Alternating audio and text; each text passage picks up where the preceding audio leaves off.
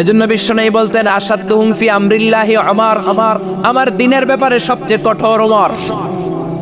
বিশ্বনবী বলতেন আমার পরে কোনো নবী নাই, কোনো রাসূল নাই, তবে আমার পরে যদি কেউ নবী হতো আমার ওমর নবী হয়ে যেত। লা নবিয়্যা বা'দি ওয়ালা রাসূল, আমার পরে রাসূল নাই, কোনো নবী নাই, তবে লাউ কানা বা'দি নবিয়্যুন লাকানা ওমর।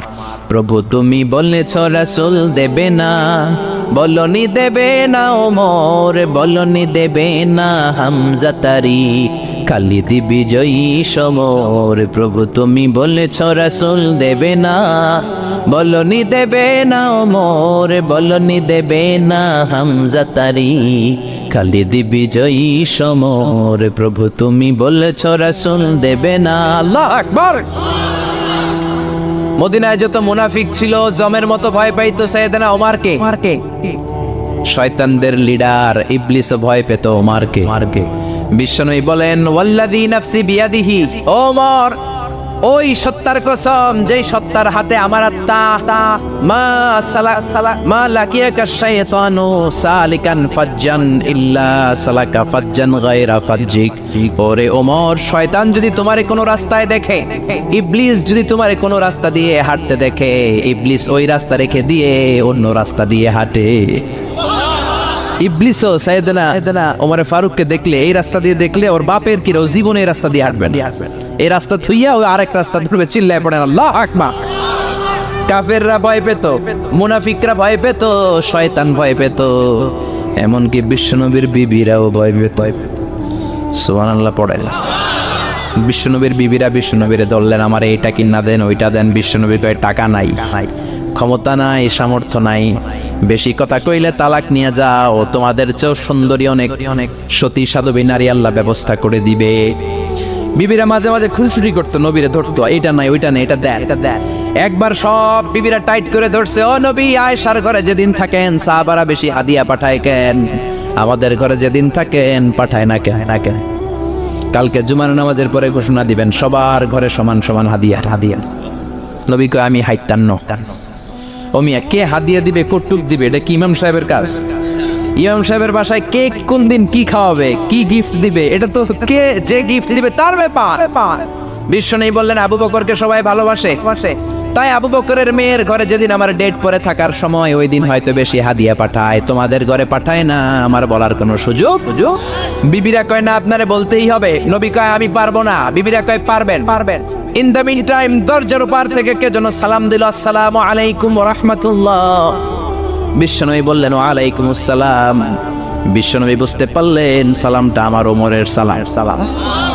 বিশ্বনবী সালামের উত্তর দিয়ে বিবিদের দিকে তাকায়, দেখে একটা বিবি ওর সামনে নাই, সব উদাও, ভ্যানিশ হয়ে গেছে। ওই যে ওমর, সুবহানাল্লাহ পড়বেন না? এই জন্য ওমরকে শয়তানও ভয় পেত। আমাদের বাচ্চাদেরকে, আমার মেয়ে একটা মাত্র মেয়ে, খাইতে চায় না, শুধু আমার মেয়ে না, অধিকাংশ বাচ্চাদের এই অবস্থা। ওরা আম্মু দিক দিয়ে খাওয়ায়, আবার দৌড় দেয়, আবার আমি খাওয়াই, আবার কান্নাকাটি করে, বলে গল্প শোনাও, তাইলে খাবো। এখন গল্প শোনাইলেও খায় না। বর্তমান সময়ের ছেলে মেয়েগুলো এরকম, এত জ্বালাতন করে, খেতে চায় না তো বলতে হয় বাঘ আসবে, বাঘ, সিংহ আসবে, সিংহ মামা আসবে, ঘুমাও, এগুলো আমরা বলি না? বড় দোষী তো তারা কি বলেন, বাচ্চা যদি না ঘুমায়, না খাইতে চায়, এগুলাই তো বলে। বাঘ আসবে, বিড়াল আসবে। মদিনাতে ওমরে ফারুক যখন খলিফা, মদিনার কোন বাচ্চারা যদি না খেতে চাইতো, না ঘুমাইতে চাইতো, মদিনার মায়েরা বলতো তাড়াতাড়ি ঘুমাও, ওই যে ওমর আসতেছে, ওমর। আল্লাহু আকবার। কি শাসক ছিলেন সাইয়েদনা ওমর। সবাই সমান, ওনার বিধান, ওনার রীতি সবার জন্য সমান। মদ খাওয়ার অপরাধে নিজের কলিজার টুকরা ছেলে আবু শাহমাকে 80টা বেত মেরেছে। হাদিসটা দাঈফ, তবে শিক্ষা আছে আমাদের জন্য। 80টা বেত মেরেছে। এক রাতে পাওয়া যায় বেত মেরে ছেলেটাকে আহত করে ফেলেছে, আর এক রাতে পাওয়া যায় পিটাতে ছেলেটাকে দুনিয়া থেকে শেষ করে ফেলেছে। ছেলের মুখে গন্ধ পেয়েছে। আর শারিবতা খামরান, কিরে মদ খাইছস? না বাবা, শারিবতু নাবিজ, আমি নাবিজ খেয়েছি। নাবিজ খাওয়া যায়। নাবিজ হচ্ছে রাতের বেলা আরবরা দুধের মধ্যে শক্ত ফুরমা ছেড়ে দেয়, 1 কেজি দুধের মধ্যে 10টা শক্ত খুরমা ছেড়ে দিলে সকালবেলা দুধের কালারটা সাদা থাকে না, শক্ত খুরমার রস টেনে ওটা লাল হয়ে যায়, খেতে বড় মজা, এটাকে বলে নাবিজ। কিন্তু সকালেই খেতে হবে। ওইটারে যদি 3 দিন জমায়ে রাখেন, 4 দিন জমায়ে রাখেন, ওইটাও গাঞ্জা হয়ে যাবে, ওইটাও তারি হয়ে যায়, মদ হয়ে যায়। সাইয়েদনা ওমরের ছেলে এই কাজ করেছেন, একটু তারির স্বাদ নেয়ার জন্য 4 দিন রেখে দিয়েছে। সাইয়েদনা ওমর বললেন, কি খাইছস? কয় মদ খাই নাই। নাবিজ খাইছস? এদিকে আয়। ইফতাহ ফামাক, মুখ খোল। করার পরে মুখের সামনে নাক নিয়ে গন্ধ দেখে মদের গন্ধ, কলারটা ধরে মসজিদে নববীতে নিয়েছেন। ইন দা মিন টাইম মসজিদে নববীতে জোহরের নামাজ হয়। নিজের ছেলেকে মসজিদে নববীর উস্তানা বলে, উস্তানা তু মসজিদে নববী, মসজিদে নববীর পিলারে বেঁধেছেন। যেহেতু উনি খলিফা, মসজিদে নববীর ইমাম, জোহরের নামাজের ইমামতি করলেন, সালাম ফিরালেন, আসসালামু আলাইকুম রাহমাতুল্লাহ, আসসালামু আলাইকুম রাহমাতুল্লাহ। সালামের পর বললেন, মাকানাকুম ইনদানা হাদ, সুন্নতের পর বসে যাবেন, আমাদের একটা হদ আছে।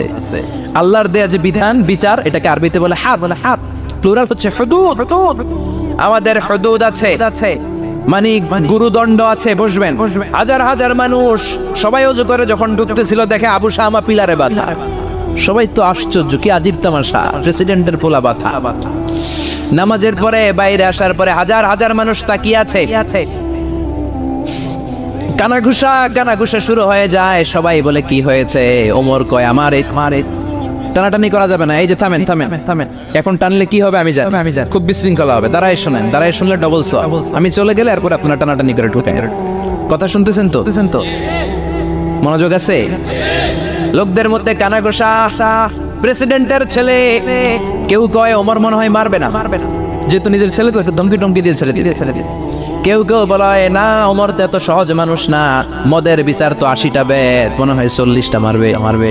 কেউ কয় না, 80টাই মারবে। ওমর চেয়ারে বসে জল্লাদরে ডাকলেন, বললেন, ইবদা বিসমিল্লাহ, নে চাবুক শুরু কর। বাইতুল মাল থেকে শক্ত সাইজের একটা চাবুক আনবি। জল্লাদ চাবুক এনে দাঁড়ালেন। ওমর বললেন, ইবদা বিসমিল্লাহ, শুরু কর। জল্লাদ মারতে শুরু করেছে। ওয়াহিদ, ইতনাইন, তালাতা, 3টা মারার পরে এক থাপ্পড় মেরে জল্লাদকে 3 হাত দূরে ফেলে দিলেন। ধমক দিয়ে বললেন, তুই চাবুক মারস নাকি চাকরি বাঁচাস? আসলে জল্লাদ কিন্তু আসতে পারে নাই, দেহের যত জোর ছিল জোর দিয়ে মেরেছে, কিন্তু ওমরের পছন্দ হয় নাই। ওমর বলে, ইনদাকা তালাতা ইনদি ওয়াহিদ, তোর হিসাবে চাবুক মারা হয়েছে 3টা, আমি ওমরের হিসাবে মাইর হয়েছে একটা। চাবুক আমার হাতে দে, আমি 2 নাম্বার থেকে শুরু করি। ওমরে ফারুক 2 নাম্বার শুরু করলেন। 2, 3, এক একটা চাবুক মারে, ছুপ করে চামড়া ছিলে, রক্তগুলো মসজিদে নববীর বারান্দার পিলারের মধ্যে লাগে। ওমরের চেয়ে শক্তিশালী দ্বিতীয় কোনো পুরুষ মদিনার জামিনে ছিল নাকি? ওমরের হাতের মাইর। ছেলেটা চিৎকার দিয়ে বলে, বাবা, ও আব্বা, আর মদ খাবো না, ছেড়ে দেন, আর খাবো না। মদ তো আমি খাই নাই, আমি খেয়েছি নাবিজ, 3-4 দিন রাখার কারণে একটু মাতলামি হয়েছে আমার। আব্বা, এবারের জন্য ছেড়ে দেন, আর খাবো না। ওমরের কঠোর হৃদয়ে কোনো দয়া মায়া আসনা, মারতে লাগলেন। এবার আবু শাহামার মা, ওমরের বউ, পায়ের মধ্যে ওমরের পায়ে পড়ে ডেকে বলে, ওমর, আমার কলিজার টুকরা ছেলেটারে মারিস না। 30টা বাড়ি মারা হয়েছে, আর বাকি 50টা বাড়ির জন্য এক একটা চাবুকের বিনিময়ে আমি এক একটা ওট আল্লাহর রাস্তায় সদকা করবো রে ওমর। সাইয়েদনা ওমর বলে, এর নিয়ে যাও। আবু শাহামার মা ওট দিয়ে আল্লাহর জাইন, চাবুকের বাড়ি থেকে একটা বাড়িও কমানো যাবে না, 80টা বাড়ি দেয়া পর্যন্ত পৃথিবীর কোন শক্তি আবু শাহামারে আমার হাত থেকে ছুটাতে পারবে না। আবু শাহামার মা কাঁদতে লাগলো। ওমরের মনে দয়া মায়া হয় না। 40টা বাড়ি মারার পরে ছেলে বেহুশ, 50টা মারার পরে আবু শাহামা দুনিয়া থেকে শেষ। সবাই নিস্তব্ধ নীরবতা, পিন ড্রপ সাইলেন্স, পিনপতন নীরবতা। রাগে তখনও গড়গড় করছে ওমর। সাইয়েদনা ওমর বললেন, গোসল দে, জানাজা দে, কবর দে। কবর দেওয়ার পরে ওই কবরের উপর 51 নাম্বার থেকে মারা শুরু করলেন। 52, 53, 60টা, 70টা, 80টা চাবুকের বাড়ি কবরের মধ্যে, বিশাল বিশাল বড় বড় বাড়ি মেরে আঘাত করে আল্লাহরে ডেকে বললেন, আল্লাহ, আমার ছেলে হওয়ার কারণে, প্রেসিডেন্টের ছেলে হওয়ার কারণে আমি পার্সিয়ালিটি করি নাই, একটা চাবুকের বাড়িও কম দেই নাই। কিয়ামতের দিন তুমি আমারে জালিমদের কাতারে দাঁড় করাতে পারবা না। আল্লাহু আকবার। ওই ওমরের শাসন যদি দেশে থাকতো, দেশটারে মদিনা বানাইতো কে? এখন রিকশাওয়ালার পোলার জন্য এক নিয়ম, প্রধানমন্ত্রীর পোলার জন্য আরেক নিয়ম, কুলিওয়ালা ঠেলাওয়ালার জন্য এক নিয়ম, প্রেসিডেন্টের মেয়ের জন্য আরেক নিয়ম। জোরে বলেন ঠিক কিনা?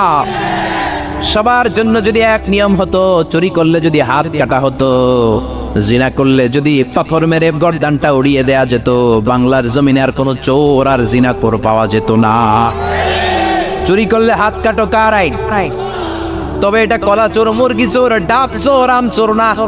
যেই চোরগুলো একটা কলমের সিগনেচারের খোঁচায় দেশের হাজার কোটি টাকা মেরে দেয়, ওই চোরদের হাত আগে কাটতে হবে। জোরে কোন ঠিক কিনা?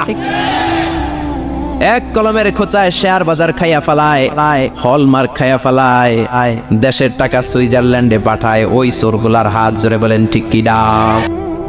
আল্লাহর দিন বাস্তবায়নে সবচেয়ে কঠোর সাহাবী ছিলেন ওমর। আবু বকর ছিলেন নরম, ওমরের মেজাজকে গরম বানাইছে কে? এই জন্য ইসলামের মধ্যে যেমনি সহনশীলতা আছে, আবার ইসলামের মধ্যে বিদ্রোহ আছে না নাই? ওই রকম একটা ওমরের দরকার, আমাদের বেশি চাই না। জোরে বলেন ঠিক কিনা? দাও খোদা দাও আমায় আবার ওমর দারাজ দিল, দাও খোদা দাও আমায় আবার ওমর দারাজ দিল, দাও আলীর মতো বীর সেনানি, আলীর মতো বীর সেনানি জাগাতে নিখিল, দাও খোদা দাও আমায় আবার ওমর দারাজ দিল। সুবহানাল্লাহ পড়েন। একটা ওমর লাগবে, চিল্লায় বলেন কয়টা? ওই ওমরের অপেক্ষায় বাংলাদেশ সহ গোটা মুসলিম উম্মাহ, ঠিক কি না? একটা ওমরই যথেষ্ট। আমাদের সেন্ট্রাল লিডারশিপ নাই তো, আমাদেরকে এদিকে লাথি মারলে আমরা ওইদিকে যাই, ওদিক থেকে গোতা মারলে আমরা এদিকে যাই। আমাদের রিপ্রেজেন্টেটিভ, আমাদের প্রতিনিধিত্ব করার মতো কোনো কেন্দ্রীয় লিডারশিপ নেতৃবৃন্দ গোটা বিশ্বে নাই, ঠিক কি না? আমরা সেই ওমরে ফারুকের অপেক্ষায়, আমরা সেই ইমাম আল মাহদির অপেক্ষায়। এই ওমরে ফারুক আমাদের মডেল, ঠিক কি না? থার্ড ইন পজিশন এই পুরা উম্মতের মধ্যে ওনার পজিশন নাম্বার 3। 1 নম্বর পজিশন বিশ্বনবীর, কার? 2 নম্বর পজিশন কার?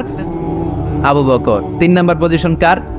ওমরে ফারুকের। বিশ্বনবী বলতেন লা নবিয়্যা বা'দি, লা নবিয়্যা বা'দি, আমার পরে কোনো নবী নাই। ওয়ালা রাসূলা, আমার পরে কোনো রাসূলও নাই। আমার নবীর পরে আর কোনো নবী আছে? আমার নবীর পরে আর কোনো রাসূল আছে? এই যে কাদিয়ানি যে একটা সম্প্রদায় আছে, এরা কি মুসলিম নাকি অমুসলিম? মুসলিম সম্প্রদায়ের সাথে এদের কোনো সম্পর্ক নাই। চিল্লা বলেন ঠিক কিনা?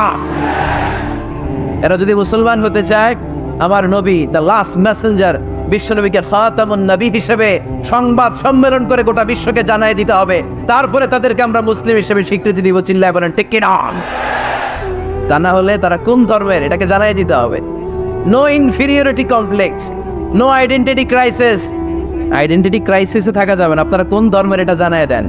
আপনারা বিশ্বনবীরও শেষ নবী মানবেন না, আবার মুসলিম বলেও নিজেদেরকে ট্যাগ লাগাতে চাইবেন। সাধারণ মুসলমানরা এটা এই ধোঁকাবাজি মানে না। চিল্লায় বলেন ঠিক কিনা?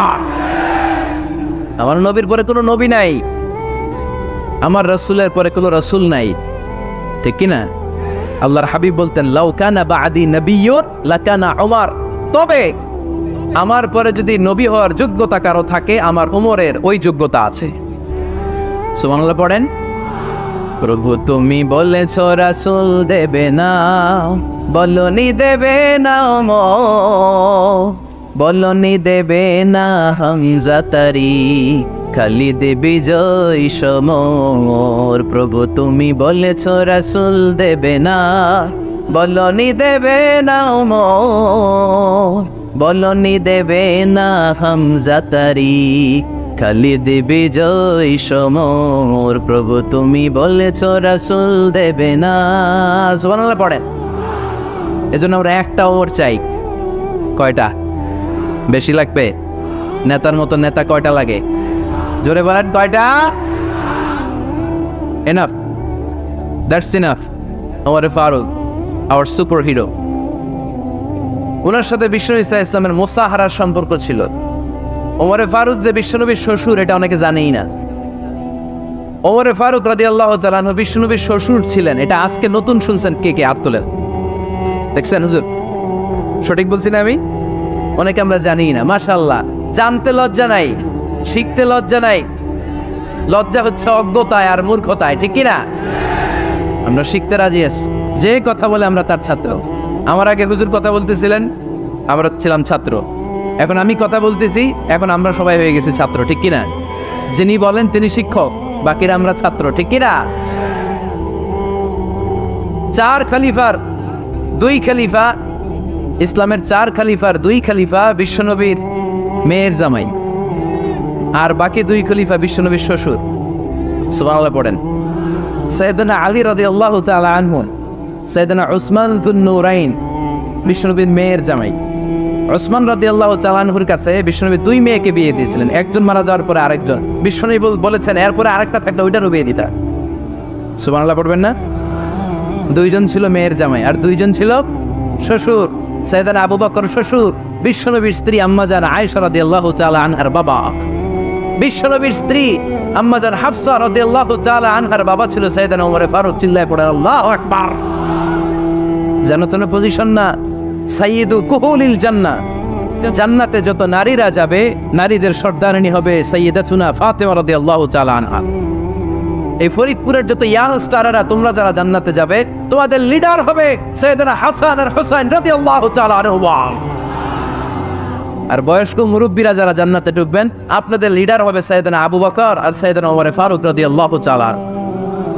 সুবহানাল্লাহ পড়তে পারলেন না? ওমর ফারুক এটা সাধারণ কোনো ক্যারেক্টারিস্টিক্স নয়, ওনাকে আল্লাহ তাআলা নলেজও দিয়েছেন, আবার দিনদারিও দিয়েছেন। আমার দিনী ভাইয়েরা খেয়াল রাখবেন, কোনো আলেমের মধ্যে বা কোনো নেতার মধ্যে যদি এই দুইটার সমন্বয় আপনি পান, যে তার জ্ঞানও আছে আবার দিনদারিও আছে, he belongs the knowledge and he belongs the taqwa, সে গোটা বিশ্বকে জয় করে ফেলবে, ঠিক কিনা? যার মধ্যে জ্ঞান আছে, যার মধ্যে তাকওয়া আছে, তারে কেউ থামায় রাখতে পারে? ওমর ফারুককে এই 2 নেয়ামত দিয়ে ধন্য করেছে কে?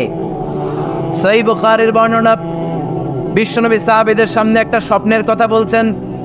বিশ্বনবী বললেন, আমি স্বপ্নে দেখলাম আমার আঙ্গুলের ফাঁকা থেকে দুধ বের হচ্ছে, আমি তৃপ্তি সহকারে দুধ খেলাম। খাওয়ার পরে দেখলাম আঙ্গুলের মধ্যে একটু দুধ লেগে আছে। আমার আঙ্গুলে অতিরিক্ত লেগে থাকা দুধটা আমি ওমরে ফারুকের মুখের মধ্যে লাগিয়ে দিলাম। সাহাবারা বললেন, ইয়া রাসূলুল্লাহ, ইয়া হাবিবাল্লাহ, মাযা আওয়ালতা বিহি, এই স্বপ্নের আপনি কি ব্যাখ্যা করলেন, আমরা তো বুঝলাম না। বিশ্বনবী বললেন, আওয়ালতু বিহি আল ইলম, আমি এই দুধ দিয়ে জ্ঞানের ব্যাখ্যা করেছি, কারণ ওমরকে আল্লাহ যেই জ্ঞান দিয়েছে গোটা বিশ্বের কাউকে এত জ্ঞান দেয় না। এজন্য স্বপ্নে যদি কেউ দেখেন যে আপনি দুধ খাচ্ছেন, তার মানে আল্লাহ তাআলা আপনার জ্ঞান বাড়ায় দিবেন। ওমর ফারুককে দুধ খেয়ে অতিরিক্ত দুধের অংশটা বিশ্বনবী আবু বকর রাদিয়াল্লাহু তাআলা আনহুর মুখে দেন নাই, সাইয়েদনা উসমানের মুখে দেন নাই, আলী রাদিয়াল্লাহু তাআলা আনহুর মুখে দেন নাই। স্বপ্নে ওই অতিরিক্ত লেগে থাকা দুধটা বিশ্বনবী ওমর ফারুকের ঠোঁটের মধ্যে লাগিয়ে দিয়েছেন। এই হাদিস থেকে প্রমাণ হয় আল্লাহ তাআলা জ্ঞানের নেয়ামতে সাইয়েদনা ওমর ফারুককে ধন্য করেছেন। আবার বুখারীর বর্ণনা, বিশ্বনবী সাল্লাল্লাহু আলাইহি ওয়াসাল্লাম আরেকটা স্বপ্নের বর্ণনা দিচ্ছেন। তিনি বললেন, তোমাদের সবাইকে স্বপ্নে আমার সামনে দাঁড় করানো হলো। আমি দেখলাম তোমাদের কারো জুব্বা নাভি পর্যন্ত, কারো জুব্বা হাঁটু পর্যন্ত, কারো জুব্বা টাকনো পর্যন্ত। ওমরে ফারুককে যখন স্বপ্নে আমার সামনে দাঁড় করিয়ে দেয়া হলো, আমি দেখলাম ওমরের জুব্বা এত লম্বা, ওমর টেনে হিচড়ে তার জুব্বা নিয়ে সামনে হেঁটে যাচ্ছে। সাহাবারা বললেন, ফামাযা আওয়ালতা বিহি ইয়া রাসূলুল্লাহ, ও আল্লাহর রাসূল, এই স্বপ্ন দিয়ে আপনি কি বোঝাতে চাইলেন, আমরা কিছু বুঝলাম না। বিশ্বনবী বললেন, আউয়ালতু বিহি আদ-দীন, আমি এই হাদিসের দ্বারা দিনের ব্যাখ্যা করলাম, যার জামা যত লম্বা তার দিনদারি তত বেশি। সুবহানাল্লাহ, আসতে পড়েন। স্বপ্ন দেখলেন কোন সাহাবীর জুব্বা নাভি, কোন সাহাবীর হাঁটু, কারোটা টাকনু, কিন্তু ওমর ফারুকের জুব্বা এত লম্বা, ইয়াজুরু সাওবাহু, তিনি তার জুব্বা টেনে হিচড়ে যাচ্ছেন। বিশ্বনবী বললেন, এটা দ্বারা আমি দিন, আমি তাকওয়া, দিনদারি, তাকওয়া, এটার ব্যাখ্যা করেছি। তার মানে ওমর ফারুকের তাকওয়ার সামনে সব তাকওয়া পানি হয়ে যাবে। কোন সুবহানাল্লাহ। আল্লাহ তাআলা সাইয়েদনা ওমর ফারুককে দিনের জ্ঞান দিয়েছেন, তাকওয়া দিয়েছেন। যুবক ভাইরা, যাকে আল্লাহ তাআলা দিনের জ্ঞান দেয়, যাকে আল্লাহ তাআলা তাকওয়ার এই গুণ দিয়ে সমৃদ্ধ করে, তার জন্য গোটা বিশ্বের সব দরজাগুলোকে ওপেন করে দেয় কে? কত বড় মুত্তাকি ছিলেন সাইয়েদনা ওমর ফারুক। মদিনার সমাজে কয়জন মুনাফিক ছিল বিশ্বনবী ছাড়া কেউ বলতে পারতেন না। বিশ্বনবী কোন সাহাবীকে মুনাফিকদের লিস্ট দিয়ে যান নাই, একজন সাহাবী ছাড়া। দেখি কেউ বলতে পারেন কিনা ওই সাহাবীর নাম? কি নাম? হুযায়ফা ইবনুল ইয়ামান রাদিয়াল্লাহু তাআলা আনহু। ওনাকে বলা হতো সাহিবু সিররি রাসূলিল্লাহ, আল্লাহ রাসূল সাল্লাল্লাহু আলাইহি ওয়াসাল্লামের গোপন তথ্যের ধারক বাহক। সুবহানাল্লাহ পড়বেন না? বিশ্বনবী ইন্তেকালের আগে মদিনার সমাজে মোট কয়জন মুনাফিক আছে এই তথ্য আবু বকরকে বলেন নাই, ওমর রাদিয়াল্লাহু তাআলা আনহুকে বলেন নাই, উসমান রাদিয়াল্লাহু তাআলা আনহু, আলী রাদিয়াল্লাহু তাআলা আনহু, আশারাতুল মুবাশশিরিনা বিল জান্নাহ কোন সাহাবীকে বলেন নাই। শুধুমাত্র কেবলমাত্র একমাত্র হুযায়ফা ইবনুল ইয়ামান রাদিয়াল্লাহু তাআলা আনহুর কাছে মুনাফিকদের লিস্টে বিশ্বনবী দিয়ে গিয়েছেন। সুবহানাল্লাহ পড়ে। মদিনায় কারা কারা মুনাফিক কেউ জানতো না হুযায়ফা ছাড়া। কে ছাড়া? নামটা আজকে মুখস্থ করেন, যাতে অন্য কোনো ওয়াজে কেউ জিজ্ঞেস করলে বলতে পারেন। মুনাফিকদের লিস্ট যে সাহাবীর কাছে বিশ্বনবী দিয়ে গিয়েছিলেন, সাহাবীর নাম কি? নাম? নামটা কেমন লাগে? ভালো লাগে? অনেকে আমারে জিজ্ঞেস করে, হুজুর আমার ছেলে হবে আগামী মাসে, একটা নাম দেন। নাম দিয়ে দিলাম হুযায়ফা। যাদের হবে ছেলে, এলাকায় যাদের নেক্সট কয়েক মাসে ছেলে হবে, খালি হুযায়ফা চলবে। কি চলবে? ভাল লাগে? নামটা ভাল লাগে? রাইখেন, অনেক সুন্দর নাম। উনি জানতেন মুনাফিক কারা। দেখেন ওমরে ফারুকের তাকওয়ার লেভেলটা কত হাই। ওমরে ফারুক একদিন হুযায়ফা রাদিয়াল্লাহু তাআলা আনহুর কাছে গেলেন, যে বললেন, হুযায়ফা, বিশ্বনবী ইন্তেকালের আগে মুনাফিকদের নামের লিস্টটা কারো কাছে দেয় নাই, আমার জানা নাই, সাইয়েদনা আবু বকরের জানা নাই, কোন সাহাবীর জানা নাই, তুমি ছাড়া।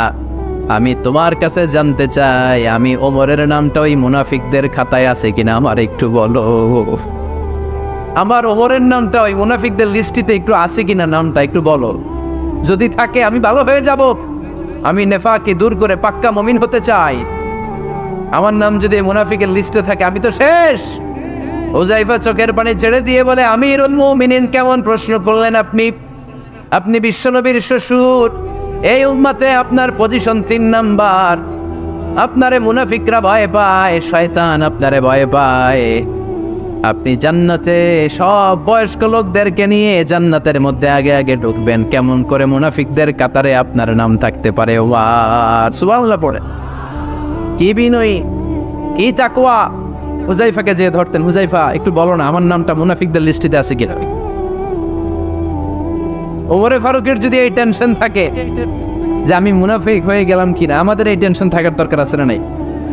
হ্যাঁ, যেন সব সময় আল্লাহর কাছে দোয়া করতে হবে, আল্লাহ তুমি নেফাকি থেকে আমাদেরকে বাঁচাও। আরো জোরে পড়েন আমিন। ওমরে ফারুক রাদিয়াল্লাহু তাআলা আনহু আমাদের সুপার হিরো, আমাদের সবাই বলেন আমাদের। উনি কত বড় সুপার হিরো শুনেন। উনি জুমার খুতবা দিচ্ছেন। কি দিচ্ছেন? মসজিদে নববীতে। খুতবার মাঝখানে হঠাৎ বললেন, ইয়া সারিয়াতুল জাবাল, ইয়া সারিয়াত ইবনে জানিমিল জাবাল। এই কথা বলেই আবার খুতবা দিতে শুরু করলেন। ওনার এই ইয়া সারিয়াত ইবনে জানিমিল জাবালের সাথে আগের কথারও কোনো মিল নাই, পরের কথারও কোনো মিল নাই। জুমার নামাজের পর মুসল্লি সাহাবারা ধরলেন, বললেন, ইয়া আমিরাল মুমিনিন। খুতবার মাঝখানে হঠাৎ করে ইয়া সারিয়াত ইবনে জানিমিল জাবাল বলে আপনি চিৎকার করলেন কেন? আপনার এই বাক্যের সাথে আপনার খুতবার আগের বাক্যের কোনো মিল নাই, আপনার খুতবার পরের বাক্যেরও কোনো মিল নাই। এই কথা আপনি কারে বললেন, কারে উদ্দেশ্য করে বললেন? এই কথার তাৎপর্য কি আমাদেরকে বুঝিয়ে বলেন। ওমরে ফারুক বললেন, আমি যখন খুতবা দিচ্ছি আমি দেখতে পেলাম ওই যে কয়েক মাস আগে আমি আমার মুসলিম সেনাবাহিনী পারস্যে আক্রমণের জন্য পাঠিয়েছি, বর্তমান ইরানের ওই বিশাল এলাকাতে পারস্যে আমি আমার ব্যাটালিয়ন পাঠিয়েছি। আমি হঠাৎ করে দেখতে পেলাম আমার মুসলিম বাহিনীর সেনাপতি যুদ্ধের এক পর্যায়ে তার ডানে আছে উপত্যকা, বায়ে আছে পাহাড়। সে পাহাড়ি রাস্তা ছেড়ে দিয়ে উপত্যকার দিকে যেতে শুরু করেছে। আমি দেখতে পেলাম আবার মুসলিম বাহিনী যদি উপত্যকার দিকে ছুটে বেড়ায়, কাফির মুশরিকরা আমার মুসলিম বাহিনীকে কচুকাটা করে ফেলবে। তাই আমি এখান থেকে তাদেরকে কমান্ড দিয়ে বলেছি, ইয়া সারিয়াতাল জাবাল, উপত্যকার দিকে নয় পাহাড়ের দিকে যাও, তাহলেই তোমাদের বিজয় নিশ্চিত হয়ে যাবে। উপত্যকার দিকে যেও না, ইলাল জাবাল, ইলা সারিয়াতিল জাবাল, পাহাড়ের দিকে ছোট। সাহাবারা অবাক, ঘটনা কি? উনি বসে আছেন মদিনায় মসজিদে নববীর মিম্বারে দাঁড়িয়ে, উনি যদি ইয়া সারিয়াতাল জাবাল বলে, এটা কি ইরানে যাবে নাকি? ও মিয়া, তখনকার সময়ে বর্তমানের মতো মোবাইল ছিল নাকি, ইন্টারনেট ছিল নাকি, কিছু ছিল? খালি মুখে আমি যদি বলি ইয়া সারিয়াতাল জাবাল, এটা ইরানে যাবে, ইন্ডিয়া যাবে, ঢাকায় তো যাবেন, ফরিদপুর শহরেই তো বসবে না, ঠিক কিনা? কিন্তু এটা আমিরুল মুমিনিন বিশ্বাসী সাহাবারা বিশ্বাস করে নিল। কিছু মুনাফিক ছিল, এরা কয় না ঝামেলা আছে, এটা তো সম্ভব না। এক কাজ করি, এই সেনাপতি যখন বিজয়ী বেশে মদিনায় ফিরে আসবে আর আমরা ধরব। এরা দিন গুনতে লাগলো, এই সেনাপতি মুসলিম বাহিনী নিয়ে পারস্য জয় করে কবে ফিরে আসবে। এই মুনাফিকের দলগুলো কখনো সেনাবাহিনীকে অভ্যর্থনা জানাতে যেত না, কিন্তু এইবার সবার আগে মদিনার উপকণ্ঠে যে সেনাপতিদেরকে অভ্যর্থনা জানানোর জন্য ফুল নিয়ে রেডি, ফুল নিয়ে দাঁড়ায় আছে। সেনাপতি ঠুকার সাথে সাথে ধরছে, এই সেনাপতি কোত্থেকে আসছো? কয় পারস্য জয় করে আসছি। কয় এমন এমন দিন, জুমার দিন দুপুর বেলা যুদ্ধের মাঝখানে আমিরুল মুমিনিনের কণ্ঠের কোনো কথাবার্তা শুনছো নাকি? সেনাপতি অবাক, কয় তোমরা জানলা কেমনে? শুনছি তো। সুবহানাল্লাহ পড়বেন না? আমরা যুদ্ধে একটা ভয়ঙ্কর অবস্থার মধ্যে ছিলাম, পেছন থেকে শত্রু আমাদেরকে আক্রমণ করতে শুরু করে দিল। ডানে যাব না বায়ে যাব, সামনে যাব নাকি পেছনে যাব, রাস্তা খুঁজে পাচ্ছি না। ডান দিকে ছিল আমাদের উপত্যকার রাস্তা, বাঁ দিকে ছিল পাহাড়ি পথ। আমরা সোজা পথ হবে মনে করে উপত্যকার দিকে ছুটতে আরম্ভ করলাম। হঠাৎ করে আমিরুল মুমিনিনের কণ্ঠ বজ্র কণ্ঠে আমার কানের মধ্যে ভেসে আসলো। আমার মনে হলো আমিরুল মুমিনিন কেমন যেন আমাকে কমান্ড দিচ্ছেন আর বলছেন, ইয়া সারিয়াতাল জাবাল, ডান দিকে উপত্যকার পথে নয়, তাড়াতাড়ি পাহাড়ের দিকে সৈন্য বাহিনী নিয়ে উঠে যা।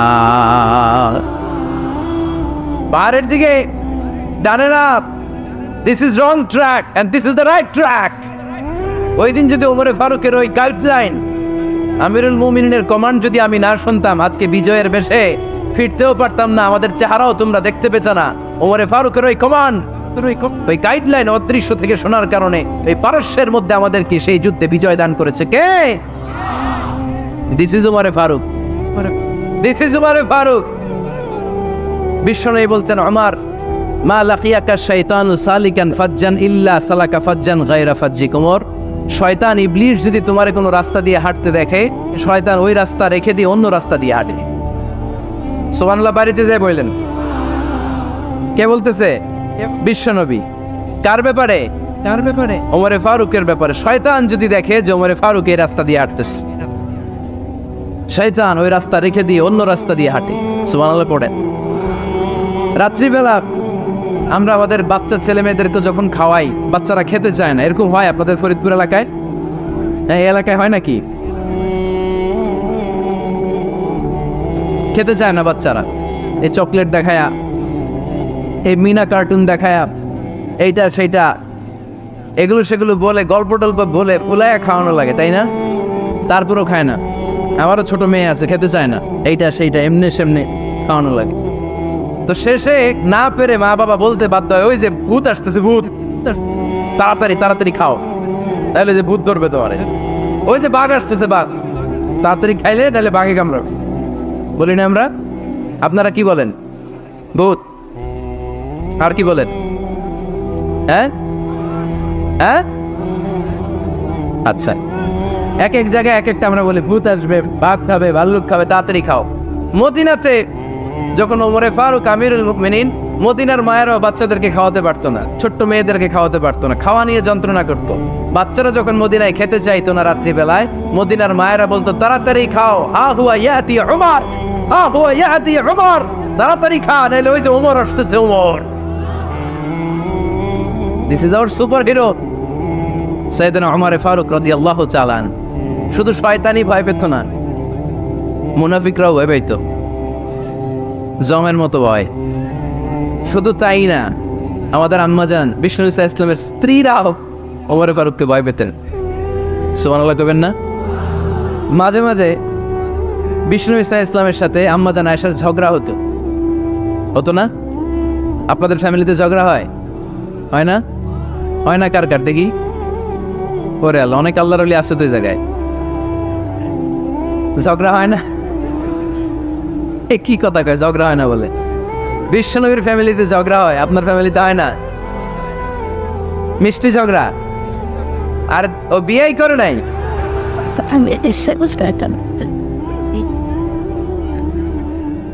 ঝগড়া তো হবেই।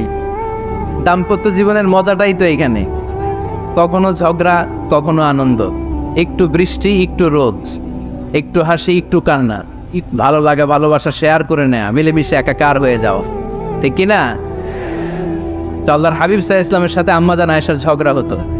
তো একদিন ঝগড়া হয়ে দুইজন রেগে আস, খবরদার দুইজন রেগে থাকবেন না, আবার একজন রাখলে আরেকজন থেমে যাবেন, কারণ এই ছোট্ট ঝগড়া থেকে এটা অনেক সময় বিচ্ছেদের দিকে গড়ায়।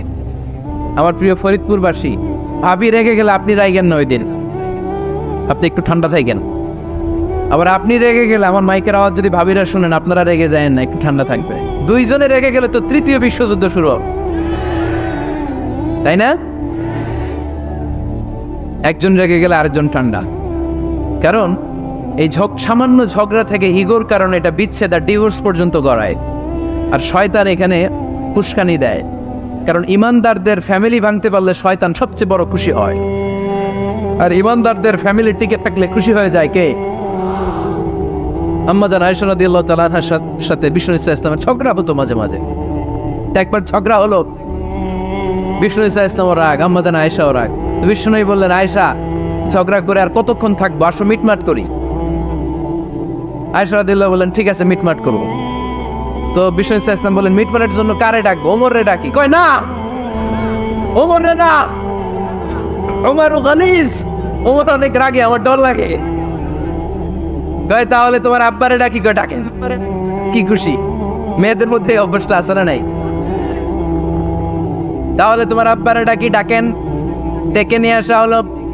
আবু বকর রাদিয়াল্লাহু তাআলা আনহু দাঁড়ালেন, আম্মাজান আয়েশা দাঁড়ালেন, বিশ্বনবীও দাঁড়ালেন। বিশ্বনবী বললেন, আয়েশা তোমার আব্বা আসছে, এবার ঘটনা খুলে বলার পালা, তুমি বলবা নাকি আমি বলবো? আম্মাজান আয়েশা বললেন, আপনি বলেন, তবে ওয়ালা তাকুল ইল্লা হাক্কান, যেটা ঘটছে ওইটাই বললেন, মিথ্যা কথা কইেন না। আবু বকর রাদিয়াল্লাহু তাআলা রেগে মেগে আগুন, কি এই কথা তুমি কেমন করে বলো? বিশ্বনবী কি মিথ্যা কথা কখনো বলবে? রেগে মেগে দিলেন মেয়ের গালে এক চড়। বানিয়ে বলতেছি না, মুসনাদ আহমদ ইবনে হাম্বলের হাদিস। বাবার হাতের থাপ্পড়কে আম্মাজান আয়েশা উল্টে বললেন। সাইয়েদনা আবু বকর রাগে গড়গড় করছেন, আবার মারার জন্য তেড়ে গেলেন। এবার বাঁচার জন্য আম্মাজান আয়েশা বিশ্বনবীর পিছনে যে আশ্রয় নিলেন, বিশ্বনবী বাঁচানোর জন্য দুই হাত মেলে দাঁড়িয়ে গেলেন। পড়েন সুবহানাল্লাহ। বিশ্বনবী যখন দুই হাত মেলে দাঁড়িয়ে গেলেন, সাইয়েদনা আবু বকর রাদিয়াল্লাহু আনহু থেমে গেলেন। সাইয়েদনা আবু বকর রাদিয়াল্লাহু তাআলা আনহু ঘর থেকে বের হয়ে বারান্দায় দাঁড়ালেন। পড়েন সুবহানাল্লাহ। এবার বিশ্বনবী আম্মাজান আয়েশার কাছে যেয়ে বলেন, ইয়া আয়েশা কাইফা রাআইতিনি আনকাসতুকি মিনার রাজুল, দেখছো কেমনে বাঁচাইলাম? আপনি না থাকলে বর্তমানে ফেলতো আজকে। আমি বাঁচাইছি তোমারে, আমি আমার লগে ঝগড়া করো তুমি। লজ্জায় পড়ে আম্মাজান আয়েশা খিলখিল করে হেসে দিলেন, বিশ্বনবীও হেসে দিলেন। দুইজনের হাসির মধুর আওয়াজ শুনে সাইয়েদনা আবু বকর বাইরে থেকে অবাক, কিরে এতক্ষণ না ঝড় তুফান, এখন দেখি হাসি। সালাম দিয়ে অনুমতি নিয়ে ভিতরে ঢুকলেন। ঢুকে দেখেন আম্মাজান আয়েশাও হাসে, বিশ্বনবীও হাসে। এ হাসি দেখে আবু বকর রাদিয়াল্লাহু আনহু হেসে দিলেন। আরশের উপর থেকে খুশি হয়ে গেলেন কে? এবার সাইয়েদনা আবু বকর রাদিয়াল্লাহু তাআলা আনহু বললেন, ইয়া রাসূলুল্লাহ আশরিকানি ফি সিলমিকুমা কামা আশরাকতুমানি ফি হারবিকুমা। ও নবী, যুদ্ধ লাগলে, দুইজন যুদ্ধ লাগলে মীমাংসার জন্য যেমনি আমারে ডাকেন, এরকম হাসি আর আনন্দের মুহূর্তেও আমারে একটু ডাইকেন। আশরিকানি ফি সিলমিকুমা কামা আশরাকতুমানি ফি হারবিকুমা। নবী, আপনাদের মধ্যে ঝগড়া লাগলে সন্ধি করার জন্য আমারে যেমনি ডাকেন, আপনাদের হাসি খুশি আনন্দ খুনসুটি এই মজাদার মুহূর্তগুলোতে আমার বঞ্চিত রাইকেন না, আমার একটু ডাইকেন, সুবহানাল্লাহ পড়েন। এই মুসনাদ আহমদ ইবনে হাম্বলের হাদিস শোনার উদ্দেশ্য হচ্ছে বিশ্বনবী প্রথমে ওমর ফারুকের নাম বলেছিলেন। সাইয়েদনা আয়েশা বলে না, আমি ডরাই। আইবাত, দিস ইজ কল্ড আইবাত ওমর। একবার বিশ্বনবীর সব বিবিরা ধরলেন, ও নবী আমাদেরকে এটা দেন ওইটা দেন, ঘরে এইটা নাই ওইটা নাই ওইটা নাই। বিশ্বনবীকে আমার কাছে কিচ্ছু নাই, যদি এমনি আমার বউ হয়ে থাকতে চাও থাকো, তাহলে তা না হলে যা লাগবে কিনে দেব, সাথে সাথে তালাকও দিয়ে দিব। কিছু দিতে পারবেন, আমার নাই তো সামর্থ্য নাই, কিন্তু বিবিরাও ছাড়া না, এটা দেন ওইটা দেন। বিশ্বনবী রহমতের নবী, বিবিদেরকে বুঝাতেও পারেন না, বিবিরা আবদার করতেছে নবী এটা লাগবে ওইটা লাগবে। ইন দ্য মিন টাইম বিশ্বনবী একজনের সালাম শুনতে পেলেন, কে যেন দরজায় দাঁড়িয়ে বলতেছে আসসালামু আলাইকুম। বিশ্বনবী দরজার দিকে তাকালেন, তাকিয়ে বললেন ওয়ালাইকুম আসসালাম, আর বুঝতে পারলেন এটা আমার ওমরের সালাম। সালাম দেওয়ার পরে বিবিদের দিকে তাকায় দেখে একজন বিবিও নাই, সব অন্দর মহলের ভিতরে দো। সুবহানাল্লাহ পড়তে পারলেন না? This is our super hero Omar. এরকম ওমর একটা লাগবে, চিল্লায় বলেন কয়টা? একটা ওমর গোটা বিশ্বকে সোজা করে দিবে, একটা ওমর সবল আর দুর্বলের সব পার্থক্য দূর করে দিবে, মাজলুমের উপর জালিমের অত্যাচারের অবসান ঘটায় দিবে, গোটা বিশ্বটাকে সাম্য মৈত্রী ভালোবাসার ইনসাফ দিয়ে পরিপূর্ণ করে দিবে। সেই ওমরের অপেক্ষায় আমরা। নিজের ছেলেকে 80টা বেত মেরেছেন। কয়টা? 80টা বেত মেরেছে। এই ব্যাপারে অনেকগুলো বর্ণনা পাওয়া যায়। সবচেয়ে সহিহ বর্ণনা হচ্ছে মুয়াত্তা ইমাম মালিকের বর্ণনা। ওমর ফারুক রাদিয়াল্লাহু তাআলা আনহুর ছেলে আব্দুর রহমান মারুফুন বিআবি শাহমা ছিলেন মিশরে, ওখানে নাবিজ খেয়েছিলেন। নাবিজ হচ্ছে আরব দেশের লোকেরা দুধের মধ্যে শক্ত খুরমা রাত্রেবেলা ঢেলে দিত, ঢেলে দিলে সারা রাত ওই খুরমার রসটা দুধের সাথে মিশে দুধটা লাল হয়ে যেত। এটারে সকালবেলা খেত, খুব সুস্বাদু, এটাকে বলে নাবিজ। কিন্তু এটা রাতে ভিজাইলে সকালেই খাইতে হয়, রেখে দিলে আবার একটু সমস্যা হয়, এটা অনেকটা তারির মতো হয়ে যায়, মাতলামি চলে আসে। তো ওমর ফারুকের ছেলে নাবিজ খেয়েছেন, মদ খাননি, নাবিজ। কিন্তু নাবিজ খাওয়াতে সাকরান চলে এসেছে। সাকরান চলে আসাতে এটা যখন প্রমাণিত হয়েছে, আমর ইবনে আস রাদিয়াল্লাহু তাআলা আনহু ওনাকে 80 বেত মেরেছেন মিশরে। কয় বেত? নিয়ম হচ্ছে সবার সামনে, কিন্তু সবার সামনে না মেরে একটু গোপনে মেরেছে। এই তথ্য যখন ওমরে ফারুকের কাছে এসেছে, উনি বললেন না, মারতে হবে সবার সামনে, আলাদা মারলা কেন? ও মদিনায় ফিরে আসলে আমি আবার 80টা মারব। মদিনায় ফিরে আসার পরে সাইয়েদনা ওমরে ফারুক ওই আগের 80টারে আর ধরেন নাই, নিজ হাতে আবার 80টা বেত মেরেছেন। এই বেত মারার 1 মাস পরে এই আবু শাহমা ইন্তেকাল করেছে। অনেক ঐতিহাসিক বলে এই বেতের আঘাতে মরেছে, কেউ কেউ বলেছে নিজের রোগের কারণে মরেছে। কিন্তু দিস ইজ দ্য ইনসাফ সিস্টেম অফ ওমর। নিজের ছেলে বলে ছেড়ে দেয় নাই। এখন নিজের ছেলে হইলে 7 খুন মাফ, নেতার ছেলে হইলে 10 খুন মাফ, এলাকার মরণের ছেলে হইলে 10 খুন মাফ। নো পার্সিয়ালিটি ইন ইসলাম। ইসলামে পার্সিয়ালিটি নাই। আপনি নেতার ছেলে হন, আপনি বিজনেস ম্যাগনেটের ছেলে হন, আপনি যেই হন না কেন, ইসলামের দৃষ্টিতে সবাই সমান। চিল্লায় বলেন ঠিক কিনা? বনু মখজুমিয়া গোত্রের এক নারী চুরিতে ধরা পড়ল। সাহাবারা বললেন, নবী মদিনার সবচেয়ে ভেরি প্রেস্টিজিয়াস এন্ড ডিগনিফাইড ফ্যামিলির মেয়ে, আপনি হাত কাটেন না, কারণ ইসলামের নিয়ম চুরি করলে কি কেটে দাও। বিশ্বনবী বললেন, বলো কি? হাত না কাটার জন্য তোমরা আমাকে রেকমেন্ড করছো? এটা আল্লাহর আইন, পৃথিবীর কেউ রেকমেন্ড করলো শোনার ক্ষমতা আমার নাই, কারণ আইনটা দিয়েছে কে? লাউ কানাত ফাতিমাতু বিনতি মুহাম্মাদিন সারাকাত লাকাতা মুহাম্মাদুন ইয়াদাহা। আরে বনু মাকসুমিয়া মেয়ে তো দূরের কথা, আমার কলিজার টুকরা ফাতেমাও যদি আজ চুরিতে ধরা পড়তো, তার হাত কেটে দিতে আমি 1 মিনিটও দেরি করতাম না। দিস ইজ ইসলাম। এই হচ্ছে ওমর ফারুকের মানাকিব। এরকম ওমর ফারুক কয়টা লাগবে? আওয়াজ করে বলতে হবে, কয়টা লাগবে? একটা লাগবে। এই সাইয়েদনা ওমর ফারুক মদিনার প্রথম চিফ জাস্টিস ছিলেন। সর্বপ্রথম ওনার পরামর্শে সাইয়েদনা আবু বকর রাদিয়াল্লাহু তাআলা আনহু কোরআনকে সংকলন করেছেন। আমরা এই যে কোরআন পড়ি 30 পারা, এমদাদিয়া লাইব্রেরির 114টা সূরা, কত সুন্দর সন্নিবেশ করা হয়েছে, এখানে সাজানো হয়েছে। আল্লাহর হাবিব সাল্লাল্লাহু আলাইহি ওয়াসাল্লামের সময় কি এরকম কোরআন ছিল নাকি? ছিল? ছিল। খেজুর পাতার মধ্যে, গাছের বাকলের মধ্যে, ওটের বড় হাড্ডির মধ্যে আর পাথরের মধ্যে খোদাই করা কোরআন ছিল। সাইয়েদনা আবু বকরের সময় রাদিয়াল্লাহু তাআলা আনহুর সময় যুদ্ধ হলো, 70 জন হাফেজ সাহাবী ইন্তেকাল করলেন। সাইয়েদনা আবু বকর রাদিয়াল্লাহু তাআলা আনহুকে ডেকে ওমর ফারুক বললেন, ও আবু বকর, এইভাবে হাফেজে কোরআন সাহাবীরা যদি দুনিয়া থেকে বিদায় হয়ে যায়, আল্লাহর কোরআনও তো বিদায় হয়ে যাবে।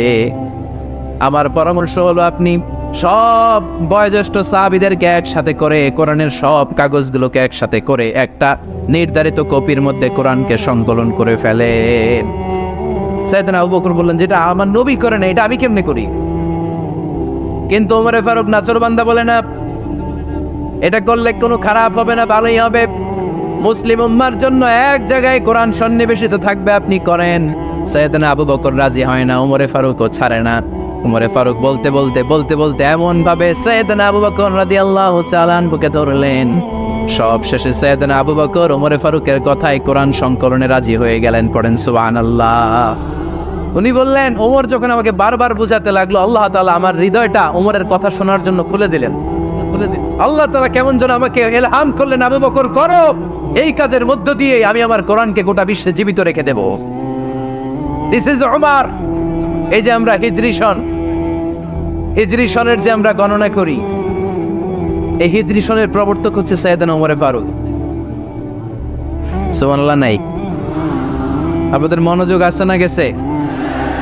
কই ঘুমায় গেলেন মনে হয়? তাকবীর দেন তো একজন আওয়াজ করে।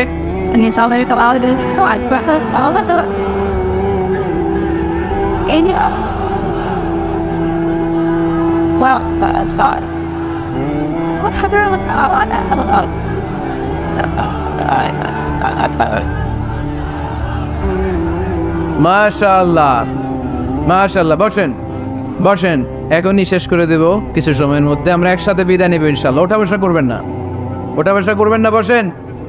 সাইয়েদনা ওমর ফারুক এই হিজরি সনের গণনা শুরু করেছে। সাহাবারা বলল, আমিরুল মুমিনিন, খ্রিস্টানদের ঈসাই সন আছে, আমাদের মুসলমানদের কোনো সন নাই।